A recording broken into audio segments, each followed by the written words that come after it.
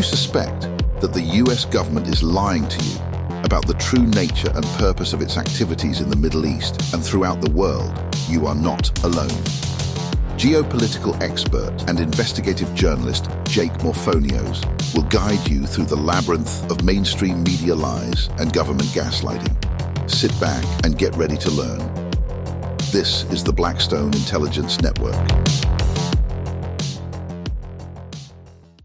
For over 1,000 years, Muslims have been the majority, the overwhelming majority, the demographics in the lands of Palestine.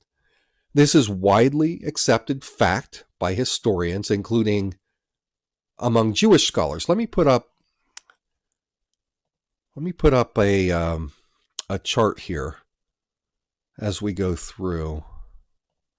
There we go. Now I understand you may not be able to read this; it may be too small, so I'm gonna share some stats, but I wanted you to be able to see it as I talk. So, for example, if you take a look here, back in the 1500s, there were approximately 145,000 Muslims living in the area called Palestine. 145,000 Muslims. They were mostly Arabs, of course, and there were only 5,000 Jews in Palestine. People have this misunderstanding that because of the Bible, Jews have been, this huge population there in the Holy Land ever since. And that's simply not true. Jews were driven out by the Romans. They were driven out by the Babylonians. They were driven out by the Romans. And they eventually settled in a lot of the countries they were taken to. They settled in Iraq, what is modern day Iraq. They settled in Persia. They settled in Europe. They traveled to Europe, and that's one of the reasons there's so many Jews in Europe. But if you look at the chart here, by 1890, there were 432,000 Muslims in Palestine. There were 57,000 Christians. Most of them were Arab Christians. There were only 43,000 Jews. That is a significant difference. Now, around 1890, roughly, this is the time when the wealthy and the powerful Rothschild family, Jewish family, bankers, very much entrenched in the centers of power in London and major cities in Europe, they begin trying to buy up land in Palestine and trying to encourage European Jews to migrate over to Palestine. The plan to do this was staunchly opposed by the Orthodox Jews who were living mostly in Europe. Relatively few Jews were into this idea. They did not move. Religiously speaking, the Orthodox Jews, you can find photos online, there's tons of them. To this day, back then, in the early 1900s up through today, a lot of the Orthodox Jews, based on their religious faith, they do not believe that they are supposed to go and reestablish a state for the Jewish people until the Messiah himself returns and leads them. Because they had been wicked, according to the scriptures, they were driven out, they lost the lands, and it is a sign of lack of belief or lack of faith in their God, in Yahweh, to presume that they can go back and establish their own state without obeying or following or waiting upon the prophecies that the Messiah will lead them back and establish it. Just look up videos of the Jews in New York City, the Orthodox Jews in New York City, that give speeches about this all the time. Yeah, Rabbi David Weiss is one of them. But anyway, you've got the Rothschilds, these various powerful people in the early Zionist movement who were looking to establish an outpost in the Middle East. They wanted to expand their financial empires. These guys were the European robber barons like we had over in the States with Carnegie and Rockefeller and later on J.P. Morgan. These were the big guys over there, and they're trying to make money, and they need to get into Palestine because that is a central place. You couldn't make a whole lot of money there at the time, but they wanted to get in there. So you end up with the Balfour Declaration and things like that we can talk about some other time. But they're trying to expand their financial empires, and they're using Zionism, the Zionist movement, to do it. Most of these people were atheists, these Zionists. They weren't doing it because because of religious reasons. They're just using religion as a way of manipulating the people. So after World War I and the fall of the Ottoman Empire was, it was huge. You didn't have all these individual states like you have now. You didn't have Syria and Iraq. You didn't have Lebanon. You didn't have these. You didn't have a country called Palestine because that was kind of the old world order. These individual nation states really started popping up as the Allies after World War I started chopping up what was, the lands of the Ottoman Empire, which had been one big caliphate, primarily led by the Turks. And they chop it up and they create their own little territories and say, okay, France, you get Syria. The British are going to get Palestine, so on and so forth. But it was after World War I and the fall of the Ottoman Empire that the British government goes in and they take control of the area known as Palestine. Jewish terrorists organizations, including Haganah and Irgun, they waged campaigns of bloody terrorism against the British to try and force the British out so they could take the lands for themselves. Let me show you this as well. Just so for those who are new to this and think that I'm being a little hyperbolic here, let me read to you what about these early terrorist organizations. This is how Israel was born. This is from Haaretz, the oldest, longest-running newspaper in Israel. Assassinations, terror attacks, and even castration, the hidden actions of Israel's pre-state militia. This month marks the 100th anniversary of the formation of the forerunner of the Israeli army. While the Haganah boasts of its heroic acts and looks down on similar right-wing groups, its history also includes dark operations it would prefer not to mention. Okay, so when I call Haganah terrorists, that's Israel's longest-running newspaper, referring to them as terrorists. Okay, I mentioned Irgun, which kind of took over after Haganah. Here's what Encyclopedia Britannica says about the Irgun. Irgun, the Hebrew National Military Organization, a Jewish right-wing underground movement in Palestine founded in 1931, at first supported by many non-socialist Zionist parties in opposition to the Haganah. It became, in 1936, an instrument of the revisionist party, an extreme national group that had seceded from the World Zionist Organization and whose policies called for the use of force, if necessary, to establish a Jewish state on both sides of the Jordan River. Irgun committed acts of terrorism and assassination against the British, whom it regarded as illegal occupiers, and it was also violently anti-Arab. Irgun participated in the organization of illegal immigration into Palestine after the publication of the British White Paper on Palestine, which severely limited immigration. Irgun's violent activities led to execution of many of its members by the British. In retaliation, Irgun executed British army hostages. Okay, think about this. This is the Encyclopedia Britannica. It doesn't get any more vanilla than this. This is not coming from some anti-Israel organization. This is not coming from, some anti-Semitic source. This is the Encyclopedia Britannica. referring to Irgun as a terrorist movement. It mentions the extreme national group.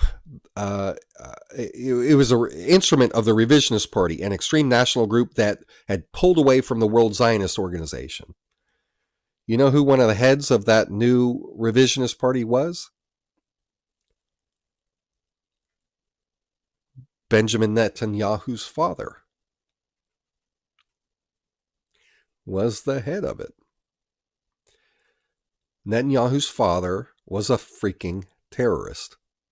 Or at least he was all gussied up and looking nice, but he was a terrorist. Very anti-Arab, very racist organization. And these groups, Haganah, later Irgun, they were the predecessors of the Israeli military. When Israel first declared independence, these were their fighters. So you hear all the time, all this talk about, oh, Hamas, they're terrorists. It's funny how when Israel was the party that didn't have the power, their organizations were all known for terrorism. They blew up the frickin' King David Hotel to kill a bunch of British soldiers. Killed Americans too. But anyway, let me bring this census stat back up. I just really think it's the pot calling the kettle black when the Zionists talk about Hamas, calling them terrorists, when that's what they were. That's how Israel started. Israel was created through illegal immigration and terrorism.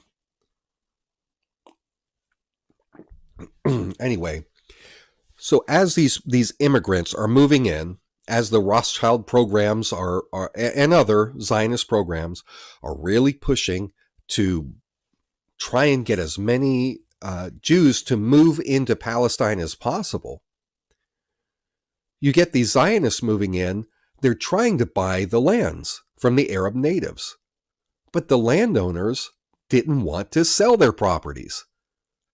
Their families had been on these lands for centuries. The British government kept extensive census records. In 1914, look, you can see here, 1914, the Jewish population had increased to 94,000. But look, just 8 years later, it dropped to 84,000 in 1922. They couldn't sustain it. They could not sustain the population increase. But it was in the late 1920s, early 1930s that Jewish immigration really began to pick up. Illegal immigration. Immigration contrary to what was allowed by the political entity that controlled it, which was the Brits. By 1931, there were 175,000 Jews, but the Arab population had gone up to 760,000 Muslims. By 1947, you've got 630,000 Jews, but you've got 1.2 million Muslims. So despite this illegal Jewish migration increasing rapidly, there's still twice as many Muslims as Jews the year before the Jews that were there declared independence, saying, you know what, I know that there's less than half of us, but we claim this land for us. And also, according to these British census records, as late as 1948, the year that Jews declared independence, the Jews who lived in the lands of Palestine only had legal ownership of 5% of the territory,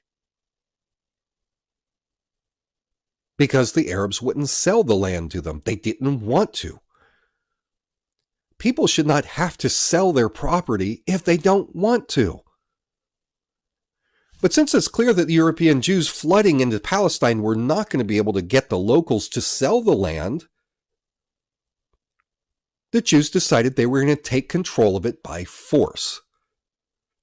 And that's when they really, when Irgun really increased its terrorism against the British, trying to drive them out so that they could turn around and go after the Arabs without the British there, keeping them somewhat in line. So seeing that this was not sustainable, the British decide, you know what, we got to back out of this. This is not in our interests. So the United Nations recommends a solution. The United Nations recommended a two-state system where what they would do is split the lands of Palestine, with the Arab population, the Arab Palestinians, having the clear majority of the land, while letting the areas where the Jews were squatting, because remember, they didn't own the land, but they were on it, letting the Jews have the minority portion that they were occupying. Now, that sounds great. The Jews were like, yeah, okay, fine, give us that. Because they knew they were going to go after more, but still, international backing, support for us getting some of it? Yeah. Now, wait a second, though. The land doesn't belong to them. It belongs to the Arab Palestinians. So naturally, the Arab Palestinians said, absolutely not. We will not consent to this. It was a non-starter. You can't have one party say, listen, I propose this where I'm going to take half your land. And if the other party says, no, I'm not going to give you half my land, you don't have the right to say, well, I'm just going to take it anyway. But that's what the Jews did. They declared independence in 1948. They don't just want, they didn't then and they do not now only want the land that they're on. They want all of the lands of Palestine, and they want lands beyond Palestine. Let me show you something else here. Let me find where I put this thing I want to show you here. Is this it? Yeah. All right. It's you don't have to be able to read the whole thing, but this is from Wikipedia. It's just a little bit of information on Greater Israel. The only reason that I'm using Wikipedia is just to emphasize that this is kind of, that when you hear people talking about Greater Israel, this is not some conspiracy theory. It's just commonly accepted information. Greater Israel is the idea. Let me expand this. Greater Israel is the idea that the Jews have, that they want not just Palestine. They want a lot more land. They want to take parts of Egypt. They want to take, of course, everything in Palestine. But they also want to take huge sections of Jordan. They want to take parts of Lebanon. They want to take the majority of Syria. They even want to go over and take parts of Iraq. Okay. Now, this is one chart. There's another chart that I posted on Twitter. This is another Theodore Herzl, who was the founder of Zionism. He said that Greater Israel is the area of the Jewish state which stretches from the brook of Egypt to the Euphrates. This territory here, outlined in red, takes all of the Sinai Peninsula, takes the coastline of Egypt, it takes all of Lebanon, it takes all of Jordan, it takes half of Iraq, it takes a huge swath out of Saudi Arabia, it takes most of Syria, all the way up into southern Turkey. This is Greater Israel. This is what Israel wants. One of the main proponents of Greater Israel was Benjamin Netanyahu's father. Benjamin Netanyahu is carrying out the dreams of his own dad that his dad worked for throughout his life as the leader of one of the largest and also one of the most extreme Zionist organizations. So when you look at current events going on today and you see Israel saying, we're fighting Hamas, and yet they're over in the West Bank where Hamas is not in control, and they're bombing the West Bank. Back in December of 2022, Netanyahu said, we're going to annex all of the West Bank. We're going to take it. They're over in Gaza. They're not fighting Hamas. I mean, if they happen to kill some Hamas militants while they're over there, fine. But that's not the goal. The goal is to absolutely flatten the entire top half of the Gaza Strip. Reduce it to rubble. Get rid of all of the homes. Get rid of the infrastructure. Make it impossible, literally impossible, for the people, the Palestinians, to live there. Force them down. Here, let me bring up Google Earth here so you can see.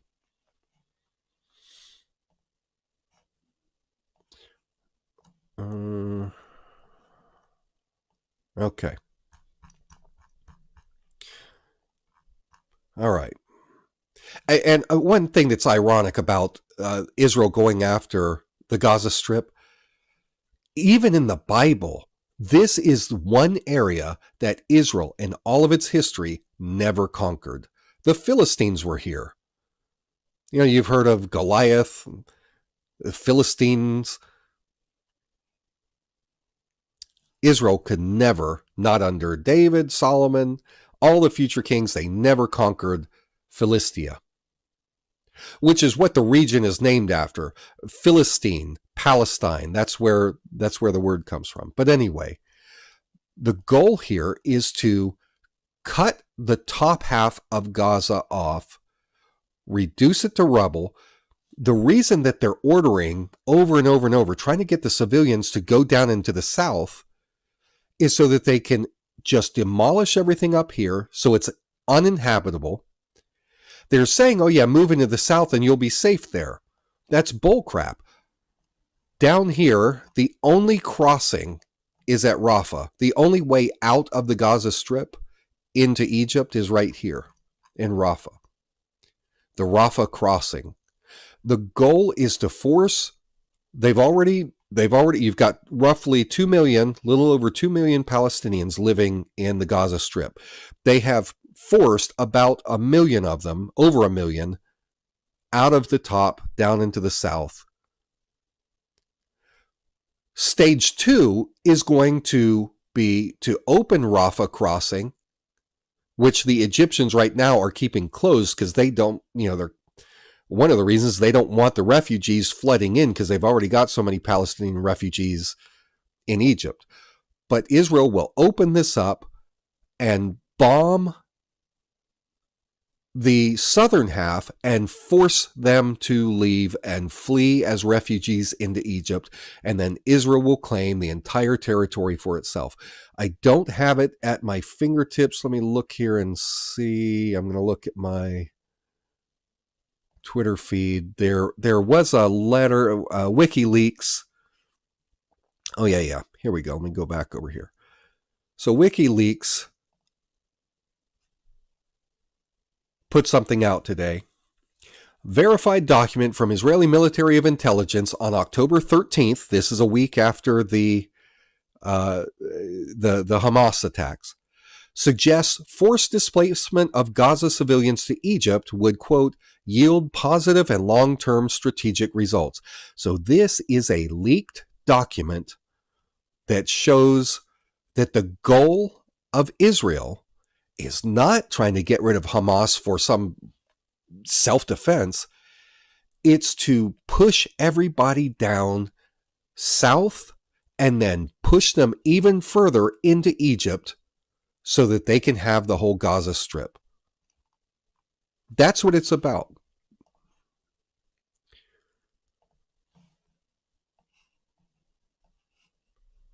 It's land theft. It's the same thing they've been after from the beginning. It's land theft. It's trying to expand their borders.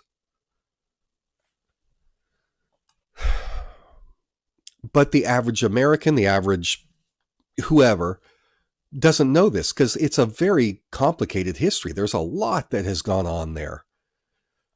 And unfortunately, the Israelis, the Zionists, are master manipulators of information because they have so much influence in the media and over politicians. And so you don't hear ever about what precipitated an action by Palestinian resistance or by a Palestinian militant or terrorist action. You don't hear what provoked it. You only hear the part of Israel is only defending itself. It's a damned lie, and everyone keeps falling for it, and I want all of you out there to learn and understand this so you can push back and say, no, no, no. Israel is not defending itself. Israel has been the offensive party going back to their early days when the entire world acknowledged that they were engaged in terrorism. They used terrorism to drive the British out.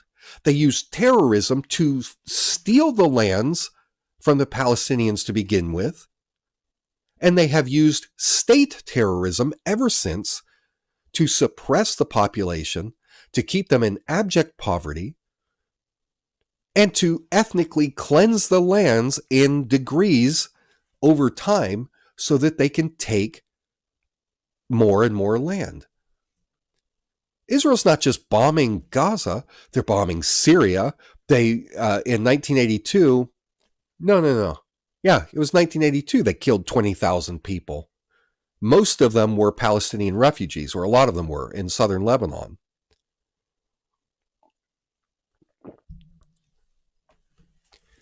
So anyway, you've got 1948, when the Zionists arbitrarily declared ownership of these lands in Palestine that nobody gave to them, that they just took, the same lands that they had been trying to purchase, they said, screw that, they're not going to sell it to us, so we'll just steal it. And because they had much more powerful weapons, they had tanks and things that these Palestinian peasants didn't have. So they take it.